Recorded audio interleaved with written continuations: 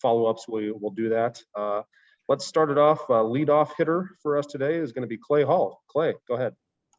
Hey, Ryan, great tweet last night, by the way. I know you're probably thinking only about football. It feels like name, image, and likeness is on the horizon. There's a big Supreme Court case that's going to impact that. Have you given that any thought, how you guys will handle it or who will handle it for you? Or do you feel like it's still a ways away? No, we've had very, a lot of talk about it.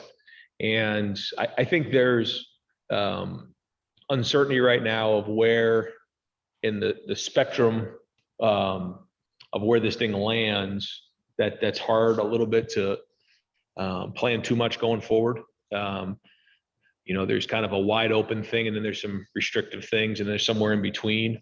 So until that works itself out, we're kind of in a holding pattern, other than, we're really, putting things in motion to make sure that, we're ready to roll. We're ready to help our guys in this space, because certainly Ohio State, with the amount of exposure that these guys get and the amount of interactions we get on social media, there's going to be unbelievable opportunity for these guys in that area. So, we're going to kind of wait and see when the ruling's made, and then we'll start to implement, our support for these guys. In the end, we can't provide anything for them other than support and education. But certainly there's going to be a lot of opportunity for them. Okay, thanks. All right, we'll go next to Nathan Barrett from Cleveland.com. Hey, Ryan, can you kind of assess where Cade Stover is 1 year after this change he's made to tight end, and how close he might be to having a real role in the offense? Yeah, he worked really hard this past year, but he's like a lot of these guys that didn't have a spring last spring, didn't have much of a preseason, and then played behind Luke and Ruck last year, so didn't have a lot of game experience. But this is a big spring for him. This is the time. I mean, he's got to really step up now. I think he's poised to do that. He's had a good off season. So now, we'll see how the spring goes, but we're excited about what we see. All righty, next up, Rob Aller, Columbus Dispatch. Oh, Rob, can't hear you, man. No. All right, Rob, come back to you. Let's go to Tim May. Tim? Just joking. I'm just moving my lips. Hey, Ryan, last week, Taraja Mitchell admitted that he dealt with some performance anxiety problems or, challenges in the past and stuff. And basically, it wasn't just that he admitted that and felt like he admitted it, but he also was able to get, help from that, help for that. And I'm just wondering, how much does that show you how far you guys have come along as a program and maybe as a sport? And I know you've pushed for those kind of issues, that a guy not only can admit it, but can get treatment for it right there within the program. Yeah, Tim, thanks for bringing that up. I think it's really strong statement by him to talk about that. It shows his security and who he is as a person, and I think that's a strong statement, and it goes to show you that a lot of these guys suffer from that. But the fact that he's able to communicate it, ask for help, and we do have an environment here where it's talked about a good amount, that you have physical health and you have mental health. And if you're spending a lot of time on your physical health but not your mental health, you may have an issue. And so we talk about that all the time. We have support here, and it's recommended. And I've talked to the guys before and explained to them that I've spoken to people before. We all need to work on it. Yeah. And for him to not only ask for the help, but then feel confident enough to speak up and explain that he went through that. Hats off to him, and hopefully there's other people out there that hear that and are willing to ask for help. Thanks, man. Yep. Thank you. All righty, Rob, you're up. Can you hear me this time? Got you, brother. All right, great. It's a whole new ball game, Ryan, with quarterbacks. Can you just run us through some of the key differences and challenges between having a new guy that's never thrown a pass in a game and, say, a Justin Fields returning? From your standpoint, how do you handle that? What do you do with these guys? Yeah, I mean, the first thing is there's just not game experience. There's not a lot of practice experience. There's not a lot of snaps. And because of that, it's like when you ride a bike, you don't just jump on a bike and start riding, you fall down some. And so there's going to be growing pains along the way. And you just have to be willing to work through those. Justin had his, Dwayne had his, Joe had his, JT had his. I mean, every quarterback has their things that they work through. What you like for them to learn through a couple years in the program. And then by the time they get on the field, they've kind of worked through a lot of those things. Well, today's day and age, we don't have the luxury of doing that. So, these guys are going to kind of, jump with 2 feet in the pool, and they just got to go and learn how to swim quickly. But like we talked about before, they're going to make mistakes, but how quickly can they learn from those mistakes? If we start to see the same mistake twice, then that's going to be an issue. And then how well do they prepare? How well can they solve the issues of the day? And I think that's so much of being a quarterback. And, when you look at the greatest there are in the game, maybe they're not the most talented, but they're certainly the most skilled and disciplined. And that's what these guys are working on now. You've talked about this All before, right, but let's is that go the, to Tony Gerdeman, Buckeye Scoop. Ryan, going off a little bit of what Rob's talking about, with Kyle McCord, knowing how important those game reps are and you guys not having those, are there fewer roadblocks for him to win this job than in a standard year? And how have you seen him perform so far since he's been at Ohio? I mean, it's still early, still learning the offense, and we're still installing and all that. But yeah, I mean, there's no incumbent starter, so the competition's open, and guys are competing every day. And I think the thing for those guys is the other way to look at this thing is you can't win the job in one day. You can't win the job in one throw either. You have to just build over time, and that's important to understand, because I think it's easy when you're young to try to force the action and try to win the job, and that doesn't come that way. It comes over time with just a body of work, and that body of work's being built. All righty, next up, Bill Rabinowitz, Columbus Dispatch. All right, about the quarterbacks, has enough time passed that you can give at least kind of first impressions of each of the 3 guys and what they've impressed with and what they need to work on? Yeah, I mean, not really. I think they all share that they're still doing some things for the first time, and we're still on first and second down. We start installing third down on Wednesday, and then we can start getting into move-its and situational things. So they all throw the ball well. The ball comes out of their hands well. They still need to work on consistency in those areas and the different things fundamentally and technique-wise throwing it that makes them more consistent. But they certainly all throw it good enough. Now, decision-making, timing, consistency, vision, anticipation, those are all the things that come into play. And then in the end, who takes care of the ball? The guys who turn the ball over aren't going to last very long as a quarterback at Ohio State. So, those are the things we'll have to figure out. But yeah, I mean, when you just watch them go out there and throw the ball on air, I mean, they all look the part and they all throw it really well. But now who's going to run the offense and be a leader? Because in the end, that's what quarterback's number one job is, being a leader. All righty, we'll go next to Whitney Harding, WCMH.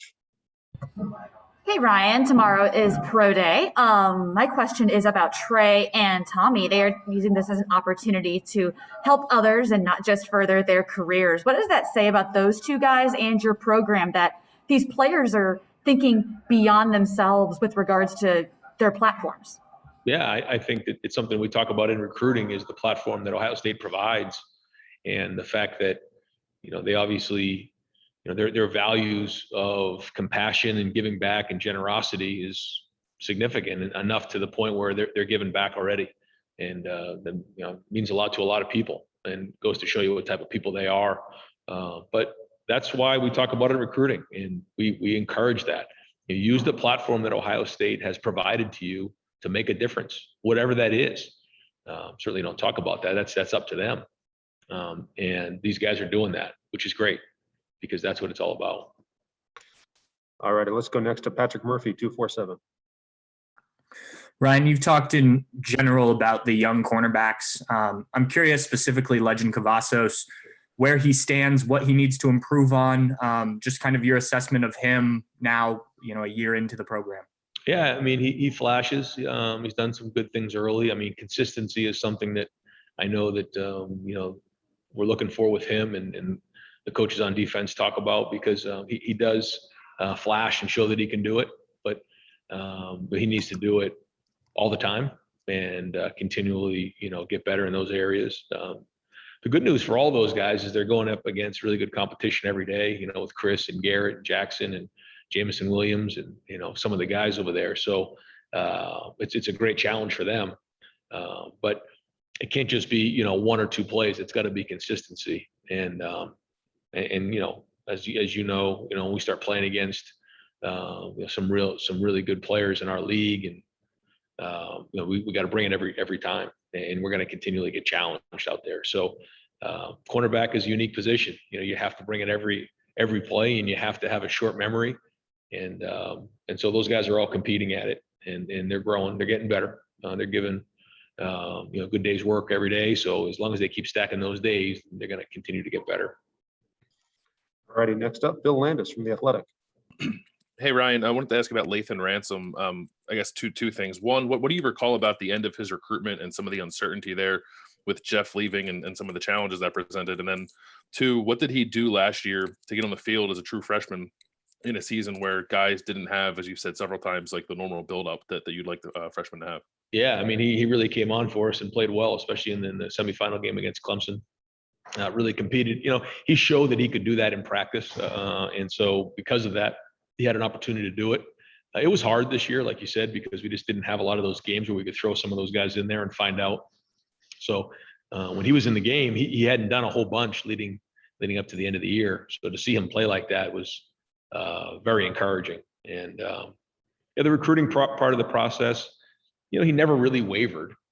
He was always strong, and we had the communication that we were going to continue to stay with the same style of defense and how he fit into the defense. And he committed to Ohio State, and he's got a really, really bright future ahead of him. And I'm really excited to see him play this season.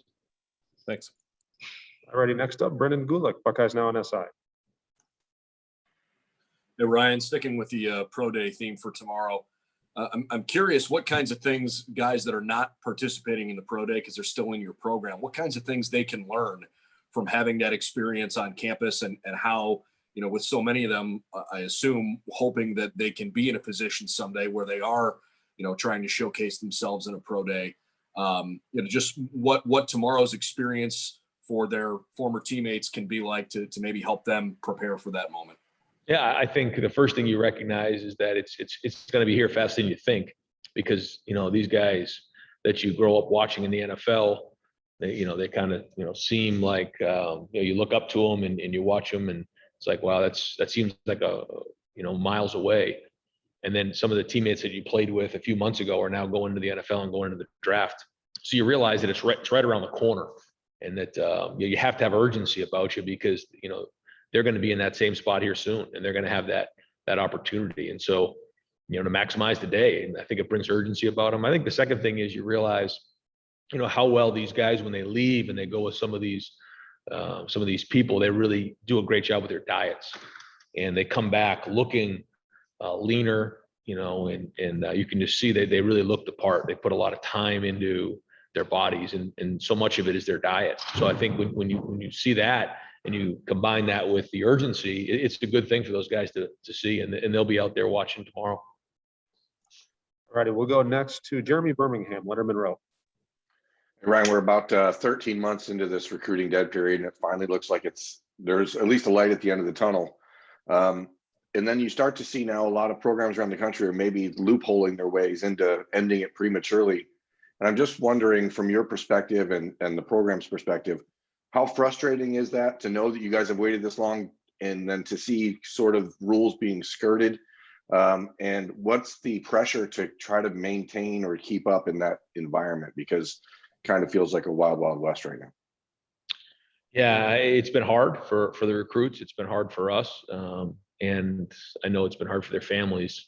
And people are dying to get on campus, and but we're in a dead period right now, and we're always going to do things the right way here, and if there's people out there that aren't, then shame on them, and if recruits want to go to a place like that is going to go bend the rules, if that's what's going on, then more power to them. But that's not how we're going to do it here. We're always going to do things in a first class manner, and be above board with everything.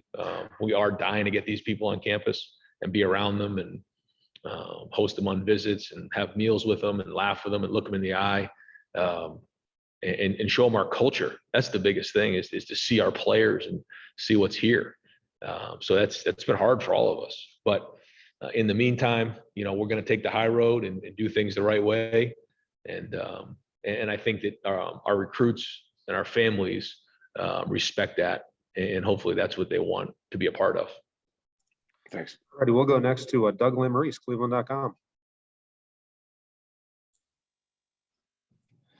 Ryan, you've been asked about the quarterbacks a lot today, and obviously, as you said, they all look the part, throwing the ball and that kind of thing. I guess this is a question for every quarterback competition, but what you're talking about with processing and in the moment and leadership, will you be able to get a full handle on that this spring and in the preseason, or is there some part of this competition that you just won't exactly know for sure until the winner plays against Minnesota? Yeah, and even then you may not know, Doug. The process of all that, and as you guys all know, I mean, it's from when you're a freshman, sophomore, junior, senior, and all the different stories of the quarterbacks that we've had here. Going back to even before I got here with JT and Cardell, and then it was Joe, and then it was Dwayne, and then it was Justin. We have all these different stories of guys developing and learning at different times. And so to answer your question, no, I think the more practices we have, the more times we can put them in game situations, the better feel we'll have. But you never stop learning, and you see some of these guys who maybe go on to play in the NFL, and sometimes it takes 5 years. Sometimes it takes 1 year. Sometimes it takes 2 years. You just don't really know. And so as long as they continue to get better and keep growing, then we're going to keep working with them and try to figure it out. I'd love to sit here and tell you that I think we'll have a great feel for it in 2 weeks or 3 weeks or in the 5th practice of preseason, but I don't think so. I do think the more we're around them, the more we get a feel for it and the more it kind of shakes out. But you're right. I mean, even going to that first game, you'll still be learning and trying to evaluate it all. Thank you. All right, let's go next to Austin Ward, Letterman Row. Ryan, you've got 4 or 5 maybe potential or projected starters that can't participate in this spring, at least fully. I know that that's not uncommon for spring, but this is really missing 2 in a row for those guys. I know the flip side is that you can get younger guys reps, but is it more of a for you this particular year after what you missed that those guys aren't involved? Yeah, I mean, it's a shame, but that is also football. And, whether it's an injury or COVID or, I mean, there's just these type of things you have to work through, and everybody has their own journey along the way. And, you try not to dwell on it. Certainly you don't like it, you hate it, drives you nuts, it keeps you up at night. But we're just going to have to push through it. The good news is there are a lot of guys healthy, a lot of guys practicing, and the effort's been excellent. I think that the focus on fundamentals and techniques has been excellent, because in the end, that's what it's going to come down to is effort, fundamentals, and techniques. That's your foundation that you're building. And then we keep going from there. But yeah, it's a shame for some of these guys who won't be able to do it, but we'll just try to get them healthy as fast as we can and get them into practice in preseason. All right, let's go next to Dan Hope, 11 Warriors. Hey, Ryan, if you have NFL coaches, scouts coming up to you tomorrow asking you, why they should draft Justin Fields, what are the biggest things you're going to tell them? Well, the first thing is I think when you look at the way he competes on the field, that speaks for itself. Not only his ability to throw the ball, but his size, ability to make plays. He's a winner. He's tough, really smart, and he picks things up really quickly. So whatever they teach in terms of a scheme, he's going to pick that up very, very quickly, and he's very, very competitive. So when you combine the talent, the size, the arm strength, his competitiveness, his toughness, his intelligence, I mean, it kind of checks all the boxes. And if you were trying to design a quarterback, to me, Justin fits that prototype. Now, hasn't played 4 or 5 years of college football. So the good news is he's got a really, really high ceiling. And, whoever drafts him, if they have, a really good plan for him and continually developing him, then the sky's the limit for Justin Fields. And I don't think anyone can argue that. Whether he's, ready-made to be the number one pick in the draft, that's up to them. I mean, every team has to make their own decision. But I know this, everything you invest in that kid, you're going to get back. And it's just a matter of the fit. But yeah, I mean, when you start to go through all the different traits that he has, to me, he checks all the boxes. And he's a wonderful young man. So I think, someone's gonna take a shot at him here early in the draft, and they're gonna have a franchise quarterback for a long time. We'll go next to Stephen Means, Cleveland.com. Ryan, just another question about the quarterback battle. Obviously, part of the benefit that Jack and CJ would have had last year is just being around Justin, whether it's in practice time or just hanging around the Woody or whatnot. How much of that did they lose with the pandemic? Not just necessarily the on the field stuff, but just some of the off the field intangibles that maybe he could have been teaching them over the past years. And how does that impact this battle now? I think on the field stuff, they got a chance to see it for the most part. It was more of the off the field things when we would split up a little bit in terms of meeting. So they still saw it. They still got a feel for it for the year. They didn't get to see the last spring. They probably didn't get to see a whole bunch, in the off season. They did see mat drills last year with Justin was awesome. So they got a good feel for it. I wish there was a couple years in a normal year where they could have been around it more to learn more. But they did at least feel it a little bit this past season. All right, we got just time for just a couple more. We'll go to Adam Rittenberg, ESPN. Yeah, Ryan, I'm just wondering, with your recruiting efforts, where do you see that impacting the roster the most as far as areas or groups of guys that you see being able to play right away and make an impact? You talking about in next year's class? Yeah, well, just the collective recruiting you've had, maybe this past class and the year before. Where do you see that maybe helping you guys the most here this coming season? Let's see. I mean, there's 3 receivers who just came in mid-year. Those guys are going to be in the mix. 2 young running backs that both look really, really talented. I think those guys have a chance to get on the field for us. I would say certainly the quarterbacks, they're young. And then the D-line, we'll see with the D-line. In the secondary, some of those guys are here. Some of those guys are getting here this summer. So it'll be interesting to see who of those guys can get on the field because, like you said, that's a position where we could use some depth there and use some guys getting on the field. So that'll be fun to watch some of those young guys certainly in the secondary competing. All right, we'll go next to Heather Dinich, ESPN. Hey, Ryan, what do you hope this fall looks like after going through the year that you did in terms of playing in a pandemic? What can't you wait to get back to normal? What do you really hope this season looks like 1 year after the pandemic? I hope it looks as normal as possible, staying safe. And I know that the vaccines are now available for all of our players here, this week, and those guys have to sign up on their own to get it. But I know it's available for all of our staff, and so that's exciting. And so, hopefully it can be as normal as possible. I think the most exciting thing, as a coach is that 2 things. One, we're able to continue to work to get better and without having any interruptions and have a normal lead up to the season. And then 2, having, fans back in the stands for our players to get that, response and feedback after a great play and that support when you walk in the stadium, because call it for what it is. That's part of the reason why these guys play. They love it. They love playing in front of fans, and they didn't have that this past year. So I'd say those are probably the 2 areas I'm most excited about. All right, we're going to go with 3 more. First one is Tom Van Aaron, ESPN. Hey, Ryan, to go back to the question about the dead period in recruiting, when that dead period is lifted, what do you see recruiting in person looking like for those first few months? Do you plan on testing recruits that visit? Are you going to have smaller visit groups? And then is there anything different that you guys might do to try to get caught up in evaluations? And how are you preparing for that? Well, we're waiting to see. There's really not much we can do preparation wise other than talk to the recruits and their families about coming to visits if it does open up here in June. I think there's going to be some restrictions on how many people we can have in.